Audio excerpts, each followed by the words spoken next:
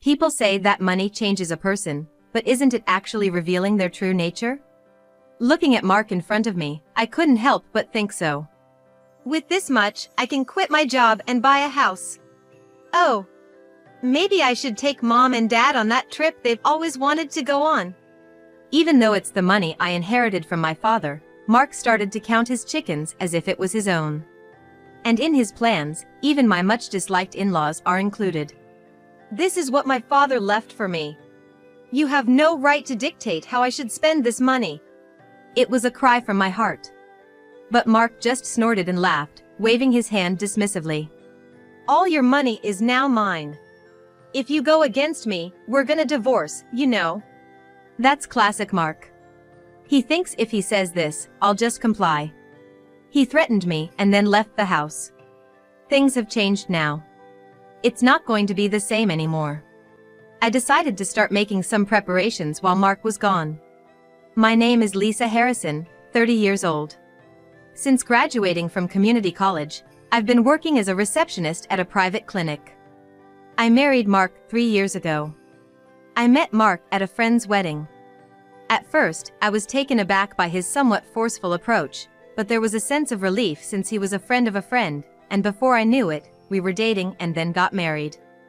I'm gonna make you happy. It sounded a bit condescending, but I was genuinely happy. Back then, I dreamt of a happy married life. But I woke up from that dream pretty quickly. Before we got married, Mark and I would spend weekends at my place, just hanging out. That's why I didn't notice it. I never realized just how much of a mama's boy Mark was, or how much his parents doted on him. My son's wife isn't a guest, you know. I've heard that line so many times I'm sick of it. Every time I visit my in-laws, my mother-in-law keeps reminding me. It's not like I was lounging around or acting arrogant or anything. Ever since my mother-in-law pointed it out, I tried even harder to be considerate. Whenever I go to my in-laws' house, I quickly ask my mother-in-law if she needs my help, things like carrying something or wiping the table. It's more exhausting than my job. To be honest, my mother-in-law has never made coffee for me even once. Mark and my father-in-law, watching my efforts, just chuckle and are like she still has a lot to learn. I was utterly fed up with all of them. If it was just a few times a year, maybe I could bear it. But with Mark, it's every week. Before marrying Lisa, I lived with my parents, so I prioritized spending weekends with Lisa. But now that I live with Lisa, I need to prioritize my parents on the weekends. Unfortunately, our apartment is only a 10-minute drive from his parents' house. So sometimes, Mark ends up at his parents' house even on weekdays. Moreover, the apartment we live in now was originally mine before we got married. We did get permission from the landlord, but it's quite cramped for two. Hey, shouldn't we look for a bigger apartment? I suggested this shortly after we got married, but his response gave me chills. It'd cost money, and if we're gonna do that, why not just move in with my parents? Spending 365 days in that in-law's house. Just thinking about it made me feel sick. Absolutely not. Since then, I've never brought up the idea of moving to Mark. It seems Mark senses my discomfort around my mother-in-law, and he often gets mad at me for it. Sure, my mom might be a bit strict, but isn't that how moms are? Well, I guess you wouldn't know since you don't have a mother. Whenever the topic of my parents came up, I always felt Mark was looking down on me. I was raised by my father. My mother passed away when I was little, so it was just my father who raised me. I once overheard my father, when he was drunk, saying he and my mother had run off together, leaving their families behind. So, I didn't have any close relatives to rely on. Moreover, my father was busy running his business. Actually, it was a housekeeper who took care of me. She was kind to me, but at the end of the day, she wasn't my real family. I've never been good at being openly affectionate, and that's carried through to this age. It's such a pity, you know? If only Lisa's dad had been a bit more business savvy. Mark said with a grin. I never liked discussing this topic, but for some reason, Mark occasionally brings it up, as if he's just remembered it. It's about my father's company went under. A few years ago, my father had to shut down the business he was running. I don't know all the details, but it probably failed due to mismanagement. This all happened around the time I decided to get married. Worried about my father, I was like, why don't we live together? I knew Mark wouldn't be thrilled about it, but I couldn't just abandon my father. In the end, though, my father chose to live on his own. Just think about your happiness, Lisa. But Dad, seeing you happy is all that matters to me. Oh, and by the way, congratulations on your wedding. His kind smile from that time is still fresh in my memory. I wished he could have met his grandchild, but unfortunately, we had trouble conceiving. 2 years after our wedding, my mother-in-law suggested I get a medical checkup, and I did. The results showed there was no problem on my end. So, there might be an issue with Mark. I proposed that he also get tested. Especially since it was hard hearing my mother-in-law constantly telling me I was useless because I couldn't give her a grandchild. But Mark was adamant about not doing it. There's no way I'm gonna do that. We're not animals. It's embarrassing to even think about getting tested. I felt cornered into the testing by his mother.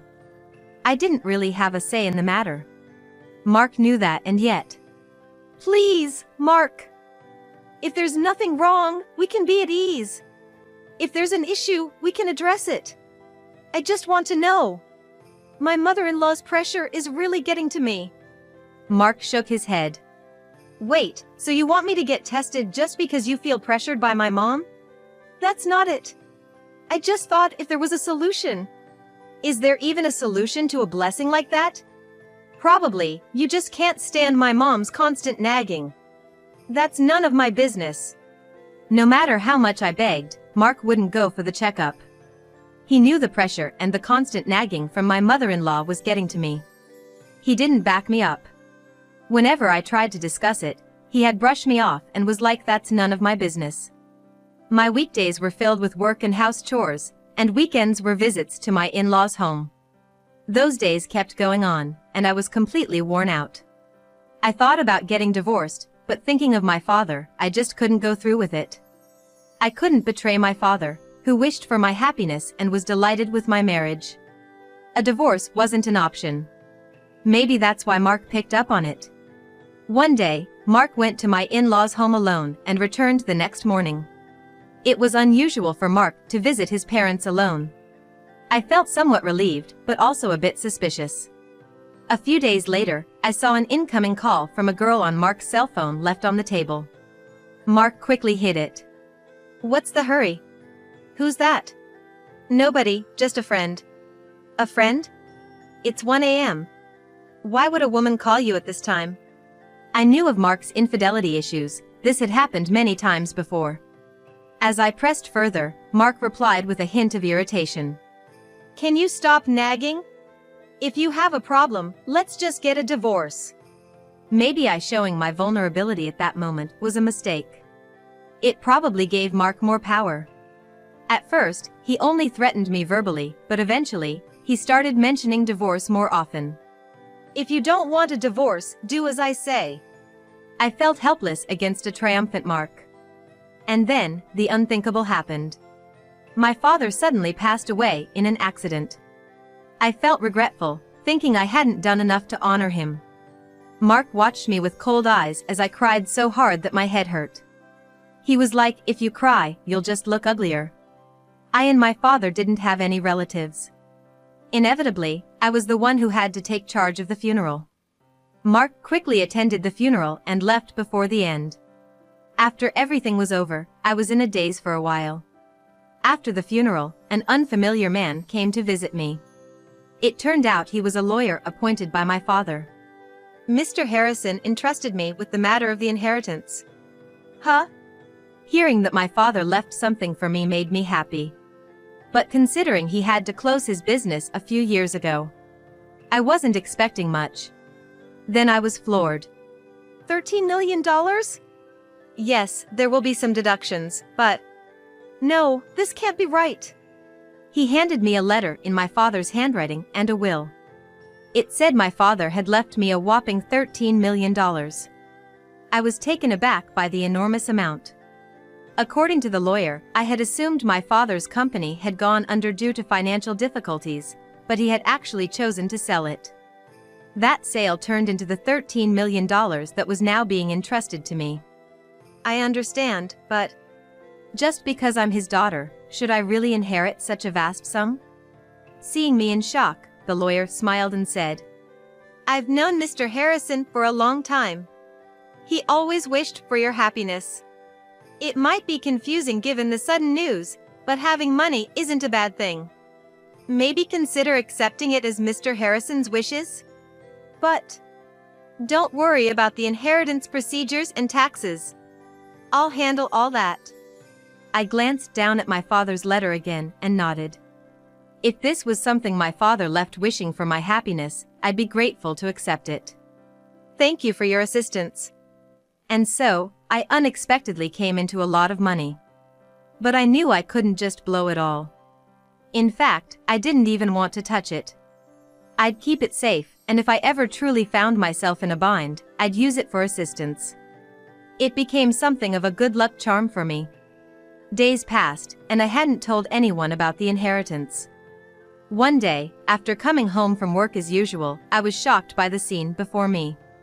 What? There was my bank statement that I issued before on the dining table. Mark was staring at it. What are you doing? Why are you going through my documents without asking? I tried to grab it, but Mark swiftly hid them close to his chest, smirking at me. That sneering grin of his. What's the big secret? Hiding all this cash from me? Well, did you do something shady to get all this? Mark's sarcastic gaze infuriated me, prompting a retort. No! This is the inheritance my father, he left me. I reached out to reclaim my document, but Mark tucked them into his shirt, refusing to give them back. Give it back to me. Please! I always thought your dad was a good-for-nothing businessman who ran his company into the ground. Never imagined he'd leave such a gift behind. Mark laughed mockingly and, as he stood up, he shoved me, causing me to fall flat on my rear. After I was pushed and landed on my rear, he looked down at me with a smug smirk. Don't worry. I'll give it back. Just want to check everything out first. Mark hummed to himself, checking them. When he finished looking, he casually tossed the document back in my direction. All in all, $2 million, huh? In reality, there was more. For emergencies, I had diversified the money into a new account. Mark seemed satisfied, grinning without a clue. With this much, I can quit my job and even buy a house. Yeah. Maybe I'll take Dad and Mom on that trip they've always wanted to go on. Despite it being the money I inherited, Mark started making plans as if it was his own. And, what's worse, he included my detested in-laws in those plans. Don't decide things on your own. This money came from the hard work my father put into his company. It wasn't for Mark to spend as he pleases. This is what my dad left for me. You have no right to dictate how it should be spent. It was a cry from the depths of my heart. But Mark just laughed it off, waving his hand dismissively. All your money is mine now. And if you disagree, we're gonna get a divorce. Emphasizing the word of divorce as if to threaten me, Mark left the house. Mark didn't return after leaving that day. He's probably staying at his parents' place, as usual. They must be having a bigger blast than usual this time.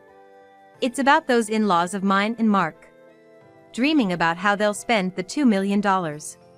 But those dreams will never come true. Things are different now. In the end, it was 2 days later when Mark returned home. In the evening, as I was vacuuming, I heard the front door swing open followed by heavy footsteps. The door between the hallway and the living room opened, and in came Mark, all smiles. But his smile faded instantly as he looked around. What the heck is this? Oh, you're back after 2 days. I continued to vacuum without a care. Mark looked around and said, Why is all the furniture and luggage gone? Everything's gone. Turning off the vacuum, I smiled sweetly at him. Well, I decided to cancel the lease at the end of the month. But don't worry. Your stuff's right over there. Please sort it out by the end of the month. I pointed to the luggage carelessly piled in the corner of the room. Mark stood there, mouth agape, in sheer surprise. Wait, what's going on? This makes no sense. It's simple. I'm terminating the lease here, so you'll need to move out by the end of the month. I've already moved my stuff out. Whatever's left of yours by the end of the month, I'll toss. But why? I don't get why you'd terminate the lease. Mark held his head in frustration. You don't need to understand. Just leave, okay? I ignored Mark and started to vacuum again. But then, my phone rang. I was interrupted again and answered the call. Lisa? It was my mother-in-law. She sounded unusually chipper over the phone. Yes, it's Lisa. I heard from Mark. Good for you. She kept rambling on without waiting for my response.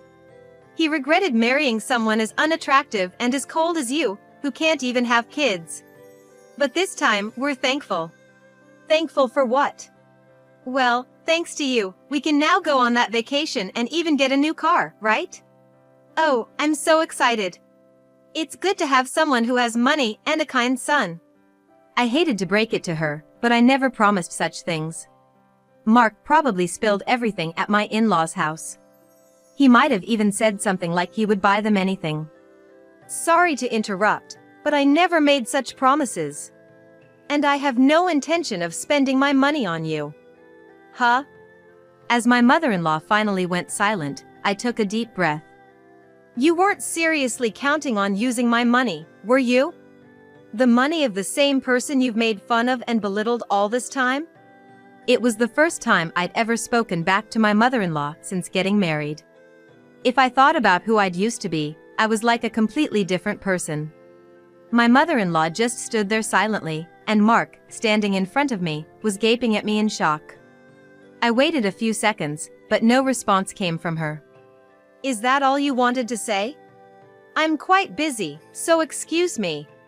I said quickly and then hung up the phone. Lisa, how could you talk back to Mom like that? That's so rude. Rude? I was just pointing out a mistake. Mark kept mumbling something, but I just continued cleaning. About 10 minutes later, there was a loud knocking on the door. I opened it to find my in-laws standing there. Seems like they'd rushed over after that phone call. Lisa, what's going on? As soon as they entered, my mother-in-law, her face beet red, started yelling. How could you say something so hurtful? I was so shocked I felt like I was gonna faint. Wish she had. My father-in-law was nodding in agreement next to her.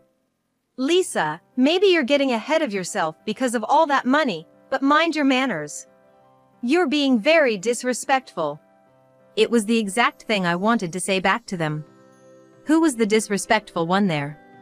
Just after my father passed away, they came to me and were like, good for you. They're disrespectful ones who acted as if my inheritance was theirs. While I was shaking with anger, my mother-in-law reached out her hand towards me. What do you want? Your money is basically mine. What? When I was puzzled, Mark added some clarification about my mother-in-law's actions. She's asking for your money. I mean, you might become greedy and keep all the money to yourself.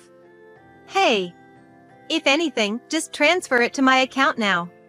That'll make me feel better. Perfect. That's a great idea. If you have too much money, you might get taken advantage of or worse. Wives shouldn't have money. While the three of them were getting all worked up, I rolled up the vacuum cleaner's cord and leaned the machine against the wall. And then, as I was preparing to leave, I firmly said, "What's all this talk about being a wife and cheating?" "That's just some sound advice from my parents, for you to act properly as my wife." "Excuse me? I'm becoming single." "What?" Sweat began to form on Mark's forehead. "What are you talking about, Lisa?" Mark's eyes darted from left to right. "You said if I didn't obey, we'd get divorced, right? I couldn't agree with your views, so I simply went ahead with the divorce process. Just like that? I never approved of this. That's forgery. There was no need for forgery." I pulled several contract documents related to lawyer who assists divorce from my bag and tossed them onto the table. They fluttered to the floor. Look, you've given me the contract with a lawyer. Every time I had an opinion, you'd shout divorce. You've handed me with a lawyer contact. I can't count how many times I went along with his ridiculous demands, all because he used the threat of divorce. You thought that just by mentioning divorce, I'd do whatever you said? Mark gulped down his saliva. Yeah, I did. Because you don't want to divorce me, right? I mean, come on, you know you don't, right? Mark's voice wavered pathetically. You thought that just because I didn't want a divorce, I'd obey again? With a frown, Mark nodded. After all, you love me, right? You want to be with me, right? I couldn't help but sigh at his grave misunderstanding. Of course, I loved him once, enough to marry him. But just because you fall in love enough to get married, it doesn't mean that feeling will last forever. How can he not understand that after all his selfish acts? Such an egotist. Sorry, but I don't love you anymore. In fact, I haven't loved you for quite a while. That's a lie. The only reason I didn't divorce him earlier was because I didn't want to worry my father. I thought I was happily married. I wished that were the case. Looking back, my father might have known all along. Now that my dad's passed away, I don't see any reason to continue this marriage with you. So, that's why you're giving up this apartment? I gave a slight nod. Mark sank to his knees, shoulders drooping. My mother-in-law rushed over to Mark immediately. It's despicable to abandon your loving husband the moment you get some money. My father-in-law, still by Mark's side, glared at me. Absolutely. You've made sweet Mark look like this. As an apology, pay him damages, you gold digger. Damages? I'm not obligated to pay any. What did you say? After all, I've done nothing wrong. Unlike Mark, who's been cheating left and right, I've never strayed. Mark's face turned ghostly pale. Your childhood friend Sarah, Harry from work, and that girl Lily from the bar, right? Counting on my fingers, Mark's face got even paler. My mother-in-law looked away, avoiding eye contact. Sarah is, well, different. I mean... My mother-in-law stammered. Judging from her reaction, she probably knew about Mark's affairs, maybe even aided them. Must have been tough, helping Mark create alibis for his affairs. But don't worry. The cameras and voice recorders I installed in Mark's car and bag have provided all the evidence I need. When I said so, all three of them looked like they'd seen a ghost. Come on, Lisa. I can't live without you. Don't dump me. That's right, Lisa. You have a lot of money. What do you want more? Why do you have to make Mark suffer more? That's the first thing they're worried about? I let out a long sigh. That money and our divorce are two different things. That money is what my father left for me. I didn't do anything to you. But you are cheating on me. I'm determined to get divorced with him. There's no way back. Word's gonna get around, one way or another. Word might spread among our acquaintances. At work, bosses, colleagues, even those he merely recognizes might be talking behind his back. The local bars might not judge him too harshly, but he's likely lost his regular spot. There's no way Mark can continue living life as he once did. Lisa, wait, hear me out. Give me another shot. Mark was teary-eyed and shaking uncontrollably. Another chance? This is my chance. Finally getting away from you and your parents. Does Mark even realize how much pain I've endured during our 3 years of marriage? Actually, I went ahead and made the car and vacation bookings after getting caught up in the excitement that day. I might be able to cancel the vacation, but with the car dealership being a long-time contact, I can't back out now. He probably wants to say he doesn't have immediate money for these bills.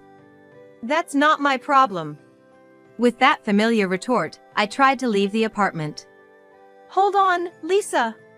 I'll leave the divorce matter to the lawyer. This is the last time I'm seeing any of you.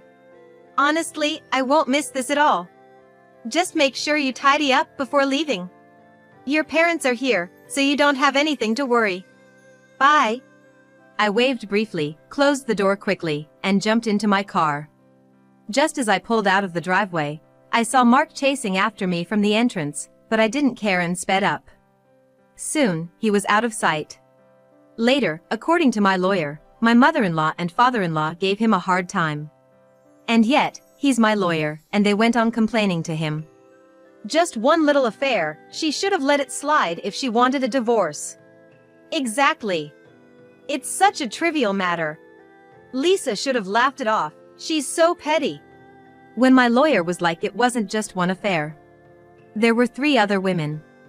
And considering the duration, it can't be brushed aside. This is a particularly severe case, they finally shut up. The very fact that Mark, a grown man, brought his parents to the discussion was laughable. My lawyer was like, after this fiasco, I doubt he's gonna get remarried, with a wry smile. As expected, word of Mark's infidelities spread like wildfire, turning his life upside down. Unable to bear the judgmental gazes of those around him, he quit his job. Married friends started to avoid him, and without money, he stopped going out to bars. Mark has been cooped up at my ex-in-law's house ever since. On the other hand, I've relocated to a distant state. It was my father's hometown. Not because I was searching for my grandparents. I simply wanted to experience life in the place where my father was born and raised. It's a town that's neither too urban nor too rural, just right. Now, I'm working part-time at a local grocery store. I haven't touched any of my father's inheritance yet. There were times I was tempted to spend it, but I'd always think of Mark and his family and hold back. If I start spending that money recklessly, it's over. I don't know what the future holds, but for now, I'm content. When I meet my father someday, I genuinely want to be able to say I'm happy. From now on, I plan to live honestly.